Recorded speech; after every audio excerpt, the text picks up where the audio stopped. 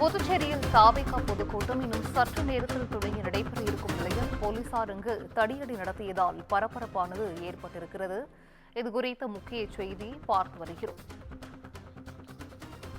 தாவேகாவினர் முண்டியடித்து சென்றதால் போலீசார் தடியடி நடத்தியதாகவும் முதற்கட்ட தகவலானது தற்போது வெளியாகியிருக்கிறது.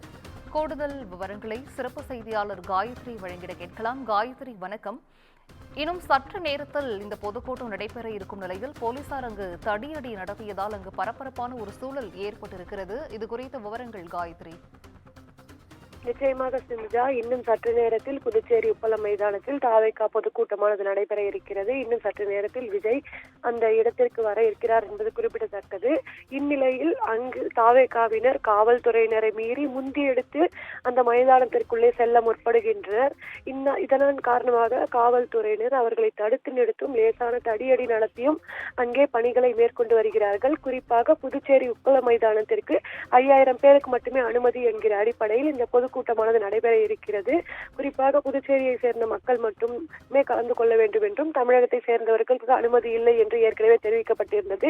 இதன் காரணமாக இன்று காலை முதலே உப்பளம் மைதானத்தில் பொதுமக்கள் கூடி வந்ததை நாம் பார்த்திருந்தோம். இந்நிலையில் இன்னும் சிறிது நேரத்திலேயே பொதுக்குழு கூட்டமானது தொடங்க இருக்கிற நிலையில் அங்கே பொதுமக்கள் முந்தி எடுத்துக் கொண்டு இந்த மைதானத்தில் உள்ளே நுழைய முற்படுகின்றனர். இதனால் காவல்துறையினர் அவர்களை தடுத்து நிறுத்தியும் அதே போன்று அவர்களை மீறி செல்வோரை லேசான தடியடி மூலம் தடுத்து நிறுத்தும் பணிகளை காவல்துறையினர் மேற்கொண்டு வருவதை பார்க்க முடிகிறது. மேலும் அவர்கள் காவல்துறையினுடன் அந்த பொதுமக்கள் வாக்குவாதத்தில் ஈடுபட்டு அங்கே உள்ளே செல்வதற்கான முற்படும் காட்சிகளை நாம் நேரடியாக பார்த்து வருகிறோம். சிந்துஜா,